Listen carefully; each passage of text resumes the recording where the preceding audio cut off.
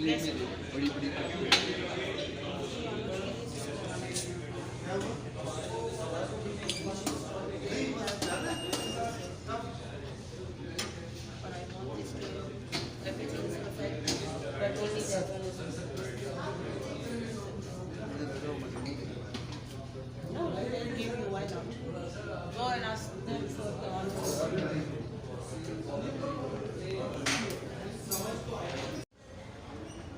अस्सलाम वालेकुम नाज़रीन, कैसे हैं? बंजारन टीवी से नाना कोमल आपकी खिदमत में हाजिर है। नाज़रीन, हम जो परदेसी लोग होते हैं वो कहीं जाएं, कोई काम करें और किसी से मिलें, किसी के सलाम दुआ का अंदाज़, किसी की बात, किसी के शूटिंग और किसी का इखलाक, वो हमें हमारे वतन की याद दिलाता है। और जो परदेसियों को अगर अपने घर जैसा खाना कहीं नसीब हो जाए तो कभी उसको अपनी मामा याद आती हैं, कभी बहन याद आती है, कभी भाभी याद आती है, कभी खाला याद आती है। लेकिन ऐसा भी होता है कि किसी को किसी का भाई भी याद आ जाए, क्योंकि मेरा भाई भी बहुत अच्छी कुकिंग करता है। तो आज ऐसी ही उंगलियां चाटने वाली डिश हमने यहाँ इस्लामाबाद के E11 में मौजूद एक होटल में, एक बहुत लग्जरी किस्म का होटल है, वहाँ से हमने खाना खाया। यहाँ हम सहाफ़ियों की वर्कशॉप थी और उसमें सबसे कैची जो चीज़ थी, सारी डिशें, अचार, गोश्त और जी पुलाव, और खाना अच्छी तरह पेट फुल करके खा भी लिया है, लेकिन पानी मुँह से नहीं गया। और उसका सेहरा जो है वो हमारी एक साथी हैं, उनके सर जाता है और हम उनके और आपके दरम्यान में ज़्यादा हाय नहीं होना चाहते। देखिए आज हम किसके साथ मौजूद हैं। अस्सलाम वालेकुम। आपका बहुत अच्छा, आपके जो खानों का लज्जत, खानों की टेस्ट और सारा कुछ था, हमारे नाज़रीन को बताएंगे कैसे आप मैनेज करती हैं। अपना तारुफ करवाइए पहले।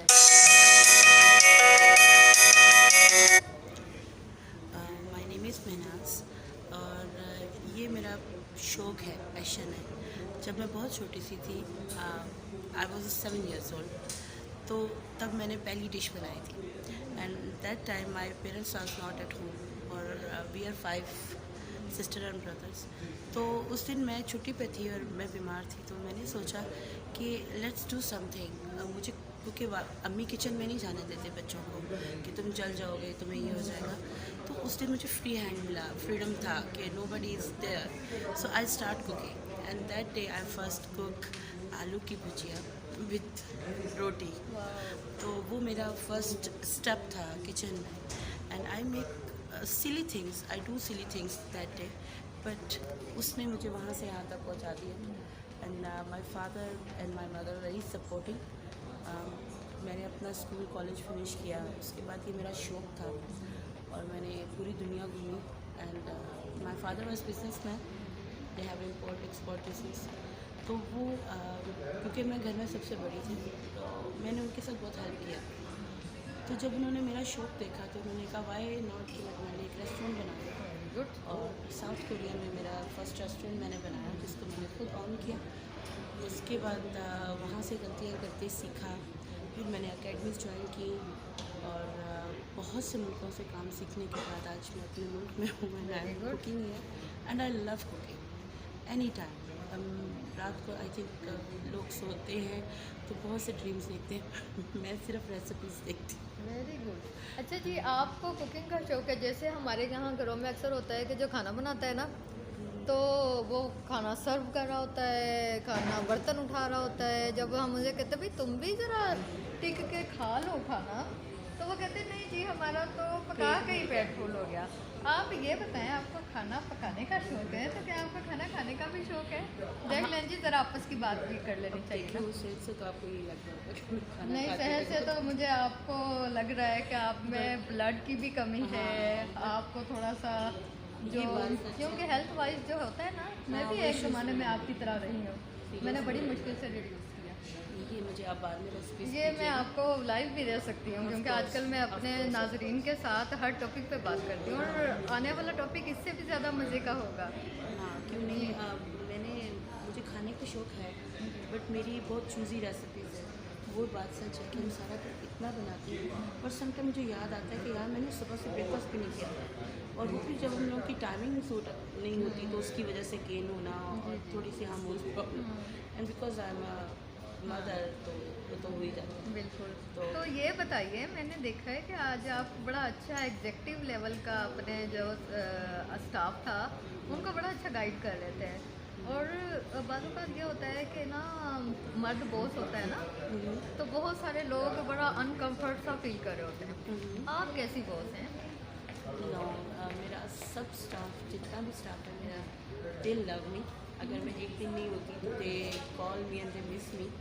यहाँ तक कि हम लोग इतने फ्रेंडली हैं कि just we live together, eat together, हर किस्म का मजाक हम लोग टुगेदर करते हैं। चलें जी, सबसे पहले हम एक दुआ मांगते हैं, हाथ उठाएं, अल्लाह मियाँ ऐसे बॉस सबको दे। अच्छा,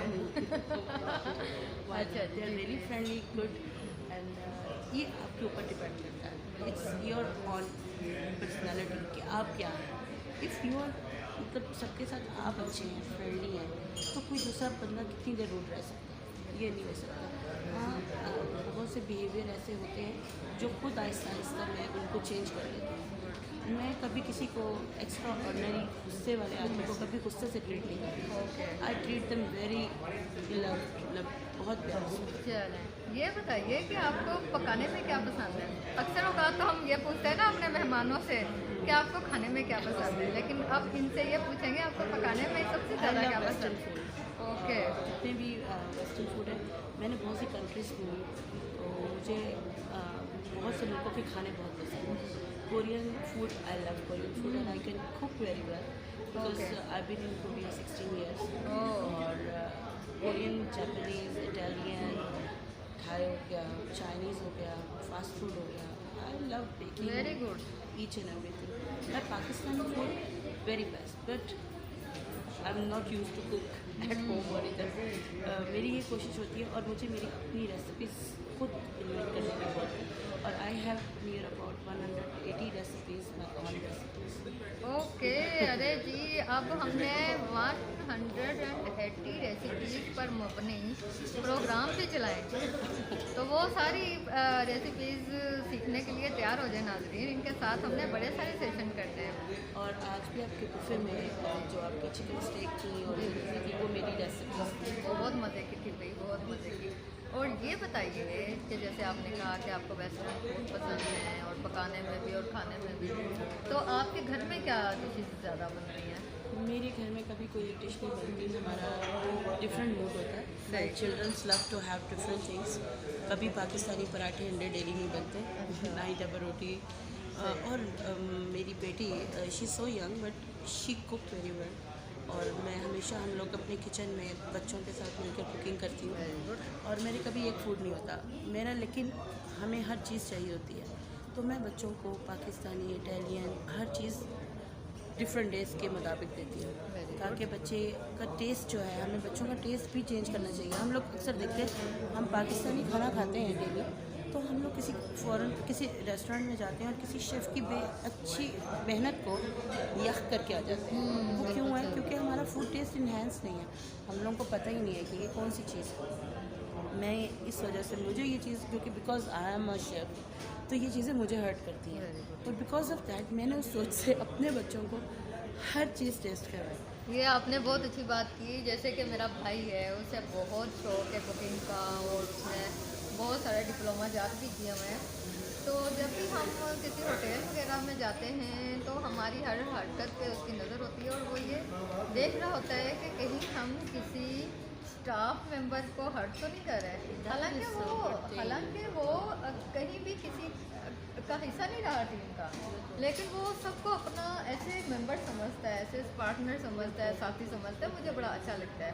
तो ये पर्सनैलिटी डेवलपमेंट मैंने आप में देखी है कि आप माशाल्लाह से इतना अच्छा ग्रूम किया है। तो हमारी जो लड़कियां हैं, जो बच्चे हैं, नौजवान हैं, वो बहुत कुछ अपने दिल की बातें और सोच जो है ना, देखें, शौक़ होता है हर किसी में। जैसे मैं कहती हूँ कि भाई मुझे बहुत सारे शौक़ हैं, सिर्फ अगर हमारे सोसाइटी के ज़रा पैरामीटर्स ठीक हों तो वो शौक़ निखर के सामने है। लेकिन ये है कि हमारे जो बहुत सारे नौजवान हैं जो एलीट क्लास है, उसके लिए तो कोई प्रॉब्लम नहीं है। जो मीडियोकर्स हैं या अर्ली मीडियोकर्स हैं उनके लिए काफ़ी प्रॉब्लम है। उनके लिए आप क्या मैसेज देना चाहेंगी?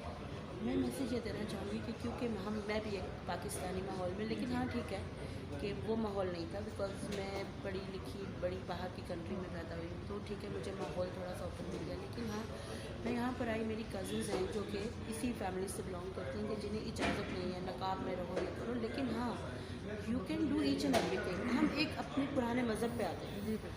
जब जंगें होती थी तो तब हमारी औरतें पर्दे में they do medication, they cook food and they do everything, तो ये कर सकती हैं। इसके लिए ज़रूरी नहीं है कि आपको मॉडर्नाइज होकर बाहर आना है। अगर आपके पास कुछ हुनर है तो you can do at your home.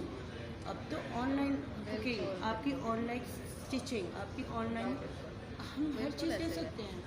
तो अगर आपके अंदर कोई एबिलिटी है तो अब उसको स्पॉइल ना करें, आप उसको पर्दे में रहकर अपने पेरेंट्स की इजाज़त से अपने घर में अवेल करें। बिल्कुल, मगर और नाज़रीन प्लीज़ इन्होंने ज़ाया मत बहुत करें। अच्छी बात की है कि अपनी सलाहियतों को ज़ाया ना करें। और दूसरा ये कि ये भी सोचें, जैसे हमारी जो बीवियां हैं जब वक्त पड़ने पे बाहर आती थी तो वो बाकायदा ट्रेंड होती थी। इसका मतलब है कि ज़माने अमद में उन्हें बाकायदा ग्रूम किया जाता था। वो अगर मेडिकली, वो अगर फर्स्ट एड की, अगर वो जंगों में किस तरीके से ज़ख्मियों को पट्टी बांधनी है, अगर उनको ना होती तो मेरे जैसी औरत तो एक सुई किसी को जगह रोने लग जाती है। यानी कि उनमें इतना हौसला था, इतनी बर्दाश्त थी और उनकी तरबियत थी। तो नाज़रीन हम अगर उस दौर में थी जी बिल्कुल, तो हम इस दौर में तो भी इस अवेल दौर कर में भी सकते हैं। अवेल कर और सकते एक हैं। और बात कहना चाहूँगी कि प्लीज़। हाँ ठीक है, अगर आपको इजाज़त नहीं है तो आप अपना हुनर ज़ाया करने की बजाय किसी ऐसे इंसान को सिखा दें जो आपकी एबिलिटी को आगे लेकर जाए। मैंने पाकिस्तान में भी बहुत से लोगों में ये देखा है कि वो अपना हुनर लोगों में शेयर नहीं करते, अपनी रेसिपीज़ नहीं देते, या अपनी स्टिचिंग स्टाइल नहीं देते, या अपना मेकअप स्टाइल नहीं देते। बट अगर आप किसी को सिखाएंगे तो वो एक सदका जाएगा और वो आपको मेमोराइज रखेगा कि ये इस आदमी से लड़ी चली है। तो ये अगर आप खुद नहीं बाहर आ सकते तो यू टीच समवन। नाजरीन, इनकी इसी बात से मुझे एक बहुत पुरानी स्टोरी और लतीफ़ा याद आ गया है, लेकिन मैं अब अपनी अगली वीडियो से आपसे शेयर करूंगी ताकि इनकी जो अहमियत है ना हमारी साथी की, वो कम ना हो। वो एक नए रेसिपी के साथ, नए प्रोग्राम के साथ आपके खिदमत में हाजिर होंगे। बंजारन को इजाज़त दीजिए, अपना ख्याल रखिए और प्रोग्राम